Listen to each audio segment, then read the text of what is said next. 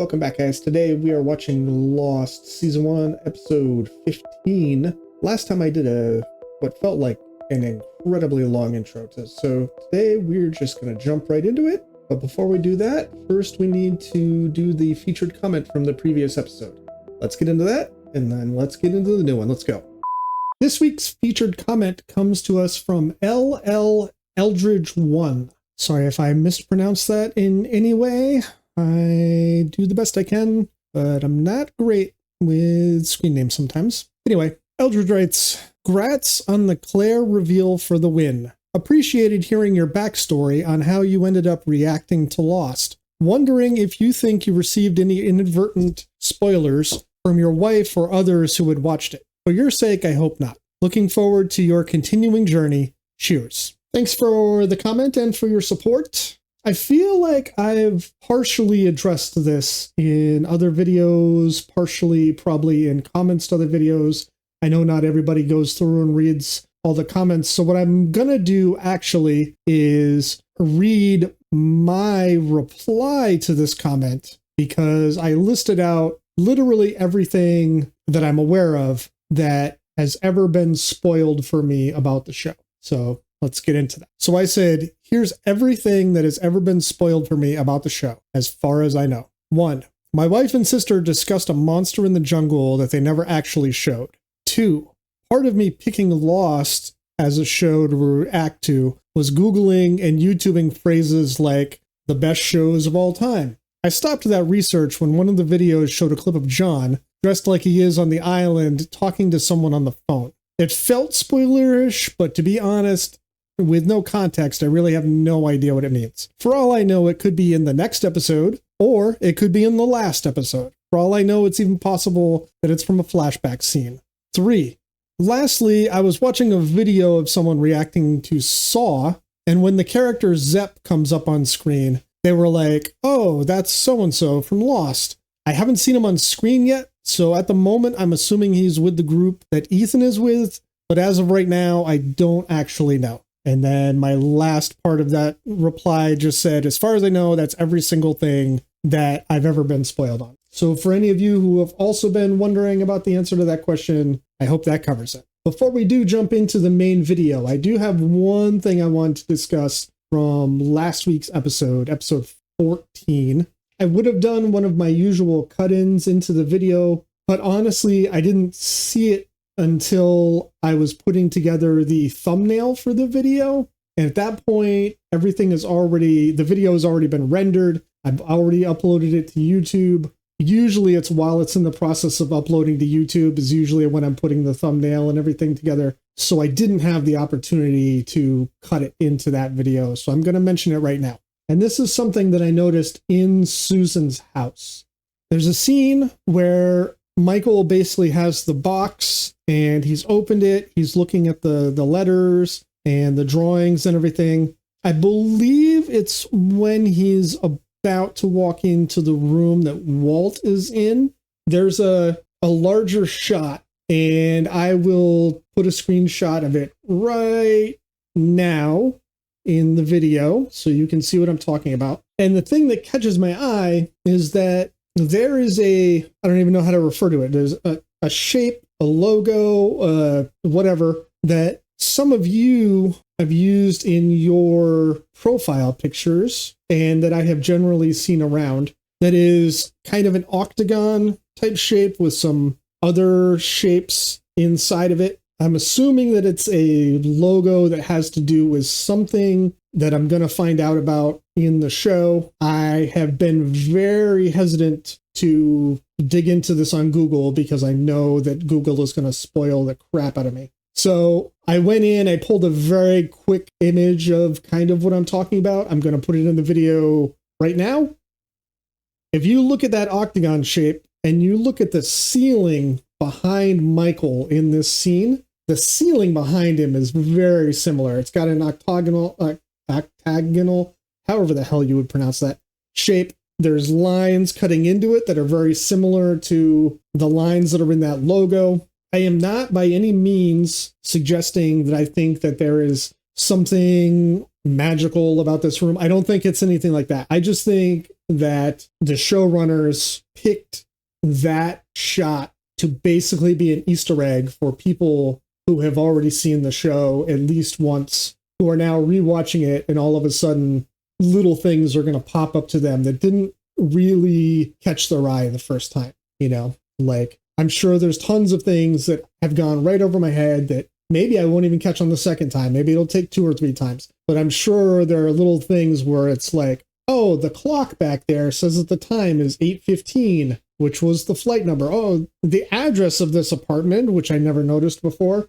is 8:15. I'm sure there are tons of little Easter eggs all over the place that are just going right over my head because I'm trying so hard to just focus on what's actually happening within the context of the show, and I'm missing all the little things here and there. But I just wanted to throw something in to say that I had seen that. Once again, I don't think it's going to be something that is in any way going to come back around and be like, oh, wow, we missed it, and it turned out to be the strange thing.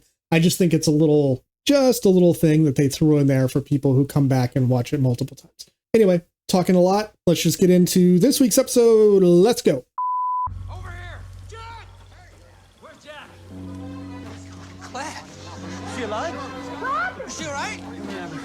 Was she conscious? She collapsed in my arms. Did she say anything? Molly, man, is she injured? Too many questions. I've only been looking at her for like 5 seconds. Everybody back up. Claire, can you hear me? She looks like she's having triplets in like 3 minutes. Oh, okay. She's a little freaked out. It's okay. It's okay. Claire, are you safe?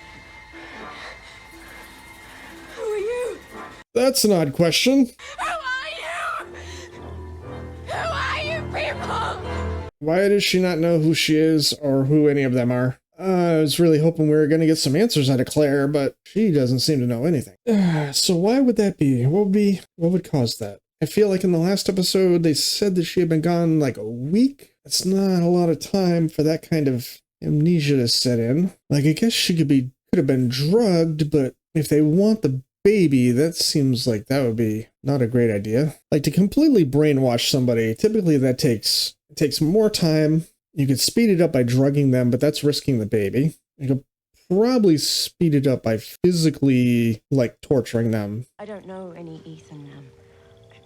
That also risks the baby. I don't remember any of you. That's so weird. What do you remember?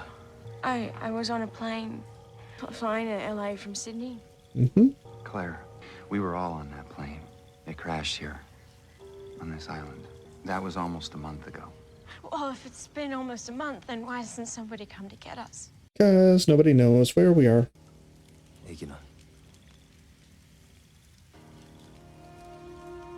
애기도 무사하겠죠. Think she escaped?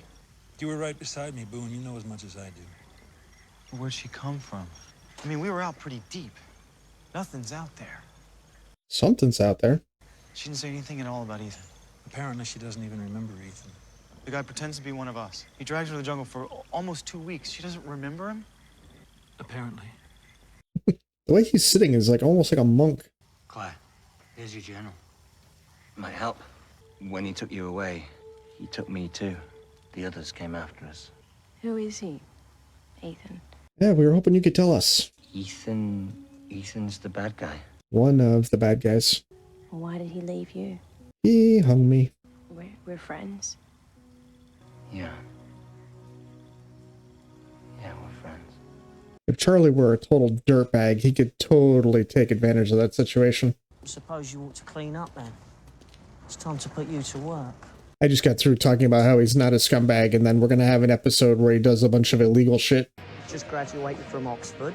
Lives in Knightsbridge with a dear old dad, Mr. Francis Price Heatherton, who, my friend, is bloody loaded. Ready to fall in love, Mr. Charlie Pace of the legendary rock band Drive Shaft? I'm going to play my own song. Oh god, I gotta hear this song again. Your obvious plan to take me home and ravage me will not work. Are we that obvious? Dreadfully. The girl is pregnant. Very pregnant. Duh. Supposed to believe that she escaped from him? What are you getting at? Ethan infiltrated us. Whoever he is and wherever he comes from, he's intelligent. Who's to say he didn't even send Claire? She's been through a major trauma. It is possible that her memory reset to the crash. And the chances of that memory returning? I don't know. Oh, Jin, you heading back to the caves? He doesn't understand you. Safety in numbers, right? Of course. You have no idea what I'm talking about. Exactly. How nice it must be to not be involved in the bloody insanity that surrounds us at every turn. It would actually be terrifying being outside of the group at every decision. Must be nice. You wake up and... Let me see something. What does that sound? Oh, oh, shit. All right, we've got people with slingshots.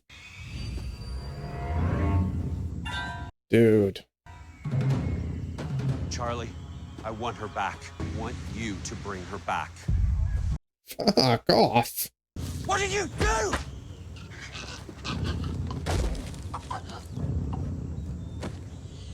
Yeah, this dude is scary. If you don't, I'm going to kill one of them. And then if you don't bring her back before sundown tomorrow, I'll kill another. One every day.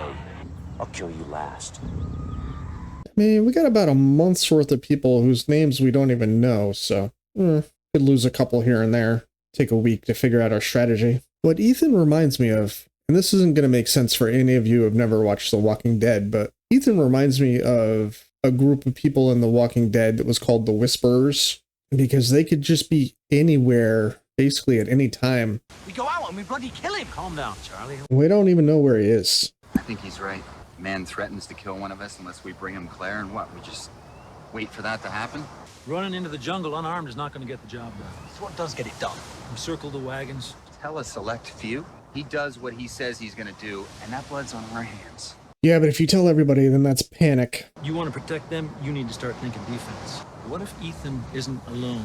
What if he delivered his threat so that we would gather like sheep to the slaughter in a confined space where they can roll in and take us all in one fell swoop? I just want to say that the way John thinks about these things actually just sparked a memory in my mind of the fact that when we meet the earlier version of John in episode 4, he's a big fan of like military strategy games. And this is the kind of thinking that comes out of those types of games, because the idea is not to think like you're not playing checkers where you're thinking like one move at a time. Like you're thinking about a deeper game where you have to know not only what my move is going to be, but how my opponent is going to respond. And then I have to know what the possible responses to that response are, and so forth and so forth.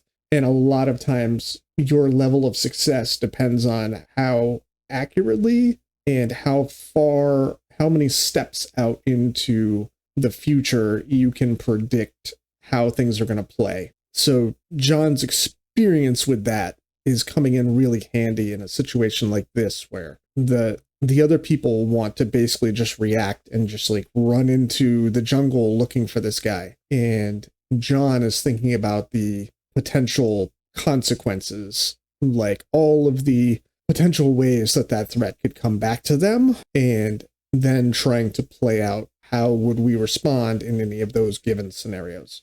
I know that's not super deep, but it just occurred to me because of kind of how he said that. I had a flashback in my head to the scene of him in the break room playing that military game. Anyway, we're going to jump right back into it here. Okay, John. I mean, obviously you have a plan, so let's hear it. I already gave you my plan. 도대체 무슨 일이었었냐고요? 에? 무슨 일이 있었냐고? 내가 어떻게 알아? The others are avoiding me. No one will talk to me. Feels like something's going on. You sure there's nothing going on? Absolutely. Yeah, your lie is definitely going to come back to haunt you, I feel like. So where is the old man? He was rather proud when I told him I was going on a date with a bona fide rock star. It was Winston Churchill's. Dad collects all sorts of rubbish from the great leaders of the empire. He's coming back tomorrow. You should come round for dinner. Charlie's going to steal some of this shit. He's going to try and pawn it. And then because it's also rare, the person at the pawn shop is going to turn him in or start asking questions to the authorities. I'm wondering who her dad is. Why do you think he wants her back? I don't know. Because they want the baby. Maybe it's time you use that key you've been wearing around your neck. Not putting guns on untrained hands. Trip it! Not bad.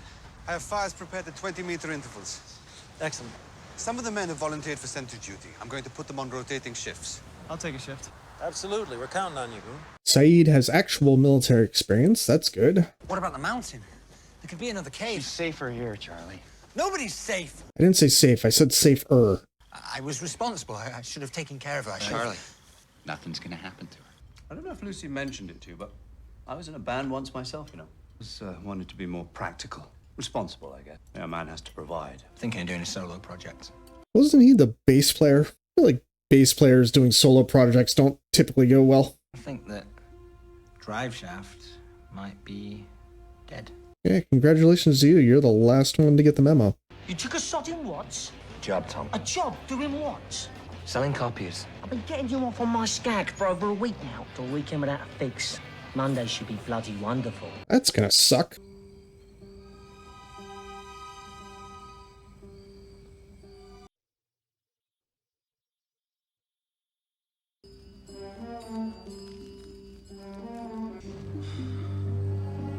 I feel like there's got to be a deeper plan to Ethan showing himself and giving that threat to Charlie.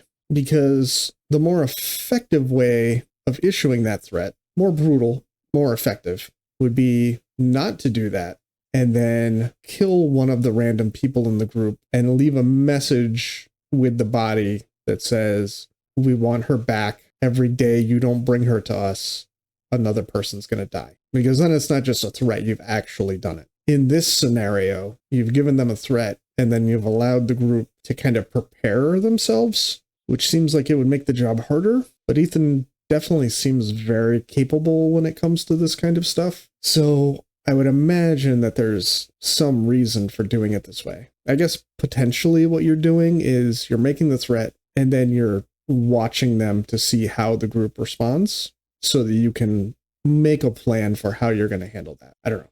Maybe I'm completely wrong. This is all speculation. I don't actually know shit about any of this.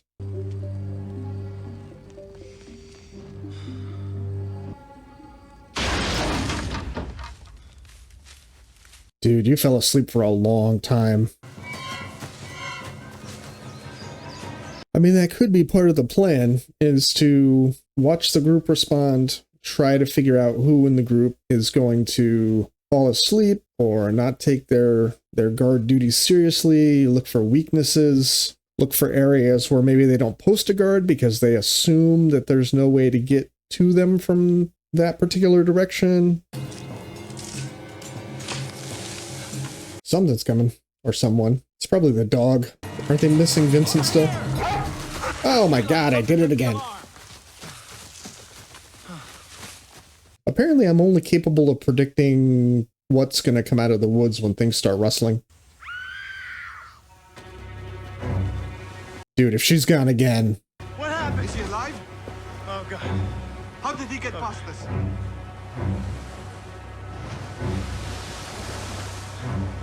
Yeah, he was waiting for a distraction. Oh, maybe he came up on the beach. Do they have a boat? Had the full-on perimeter setup. Locke said it didn't matter. He came in from the water. Look for areas where maybe they don't post a guard because they assume that there's no way to get to them from that particular direction. Maybe the guy just drowned or something. His neck was broken, both his arms, all the bones in his fingers. Yeah. Dude, how do you do that without people hearing it? Scott Jackson worked for an internet company in Santa Cruz. He won a sales prize. 2-week Australian vacation, all expenses paid. Amen, I guess. I don't know how to end these. You'll get better at it. Oh, now she's seen as basically like cursed. Shannon, you're staring. You mean nobody's told you? Told me what? Why did you lie to me? Why would you keep me in the dark, Charlie? That's what I was trying to warn you about. Look at you, Charlie Pace, respectable businessman. You okay? Yeah, just a couple days into heroin withdrawal. You've been on stage in front of thousands of screaming fans. This is just some men who want to buy a silly copy machine. You're gonna do great. Yeah, but I had plenty of drugs in front of those fans.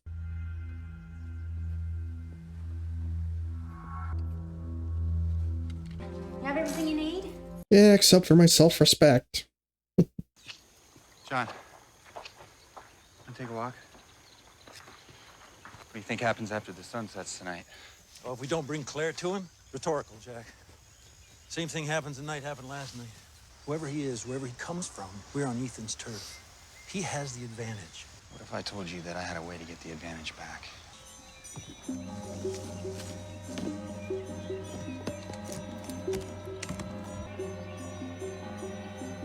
Why, Doctor, you've been holding out on us. I'm guessing you know how to handle one of these. Yeah, we had a lot of those at the places where I sold boxes. Those actually seem to be pretty comfortable with it. Are you insane? No bloody way. If we want to capture Ethan, we have to ensnare him. And the only way to do that is by giving him what he wants. You can't protect yourself. Charlie, I can talk for myself. If I can help stop him from hurting anyone else, I have to do that. I'm coming with you. You ever fired a weapon, Charlie?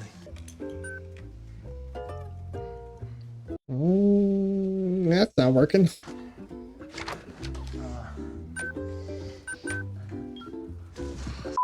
This is where Charlie takes the jacket off and puts it over the back of the chair, and then later they find the cigarette holder in the pocket.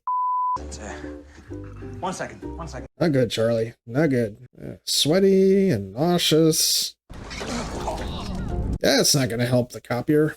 Charlie's right. About what? We have 4 guns. We should have 4 men. Help? Moi? You know how to handle a gun or not? Well, I know at least one polar bear seems to think so. Ooh, that's a risky proposition right there. I want to come. Sorry, we're out of guns, and no one goes out there unarmed.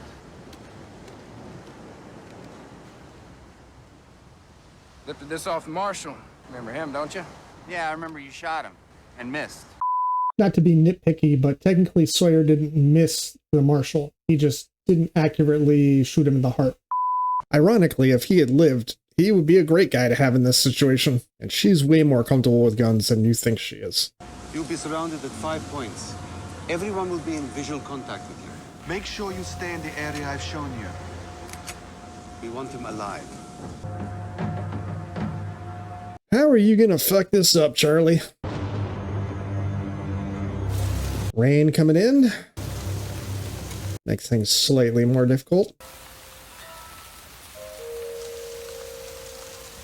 Before anything happens here, I just want to say, if we're thinking about this less as people doing things to people, and we're thinking about this in terms of predators and prey, like from that mentality, the idea that there are 5 people basically following her through the jungle in order to keep her safe. But Ethan, who Locke has already said in previous episodes, is way better at him at tracking and hunting. The idea that that guy wouldn't know that any of them are there is just pure fantasy. Like, that's completely ridiculous. That guy, like, the idea that you're going to successfully capture that guy with this plan is just nonsense. On the other hand, it's the best plan you got. You got to go with what you can. At a certain point, you got to go with what you got. And if this is the best plan you can come up with, you got to go with it. But the chances of this actually being successful are just incredibly low.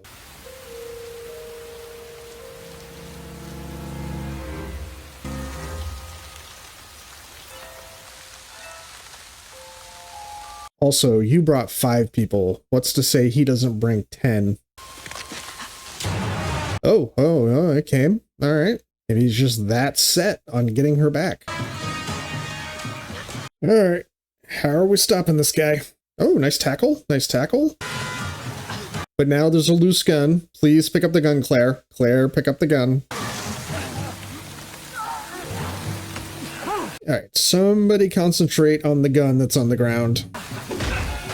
Ooh.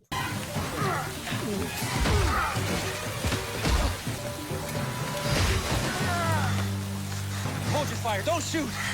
We want him alive. All right. If I'm Locke, I step in, cut one or both of this guy's Achilles heels, or Achilles tendon, rather. Over here. And then he's still alive, but he's definitely not running away. Alright, you guys successfully got him. Now what are we gonna do? Now maybe somebody can tell me who or what this son of a bitch is. Why are we letting him get up? Yeah, alright. Who shot him? Ah, Charlie, come on. Man, that was our only chance for information. Oh, I knew he was gonna do something dumb. Why did you do it, Charlie? Because he deserved to die. He could have told us where he came from, what he wanted with Claire, why he even You really think he would have told us anything, Jack? We could try. I mean, he might think he's not going to tell us anything, but we're right next to the ocean. We could have waterboarded that motherfucker for like 3 months straight.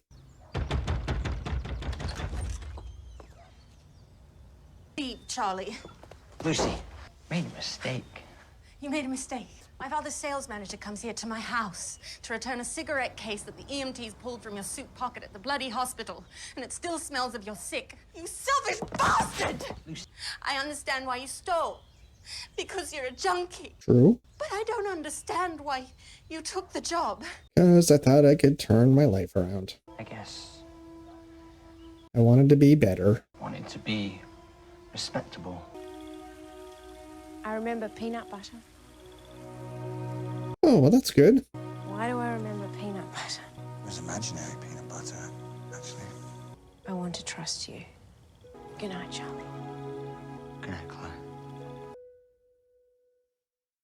Okay, so that was episode 15. I don't want to do a long intro this time. Like I said, I feel like the intro... Did I just say I don't want to do a long intro this time? I don't want to do a long outro this time. I feel like my intro and the outro for the last episode were way too long. I will say that it's unfortunate that we're not going to get any information either out of Claire or out of Ethan, but of course we're not. Like, that would be way too easy. But I do think unfortunately, there's a large part of the group that's probably going to think that because Ethan is gone, that there's no longer a threat, and that is obviously not the case. I'm curious if Claire at some point is going to start to recover some of those memories. That'll be interesting to see. Also, now that the guns are a known entity, and not only do people know of their existence, but I'm assuming Jack is probably putting them back in the case and then putting the case back in his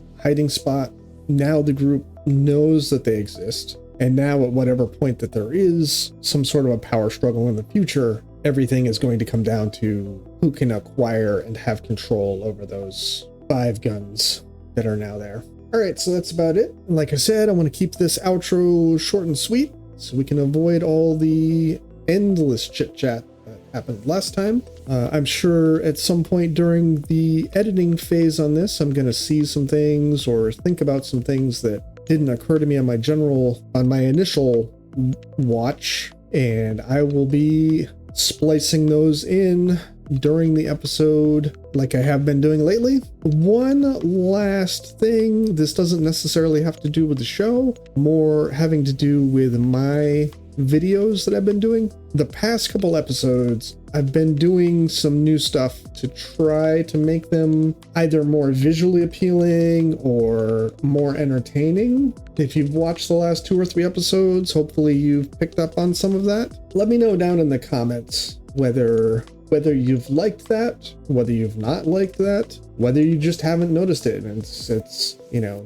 you're fine with the way I edited episode 1, and there's literally no difference to you stylistically in how I did episode 13 or 14. If that's the case, let me know that too. And maybe I don't have to spend so much time on the editing if that doesn't seem to matter. But I'm trying to make the videos, at least to me, what seems like higher quality. So let me know if any of that is having the desired effect. Other than that, I'm going to get going. You guys have a great day.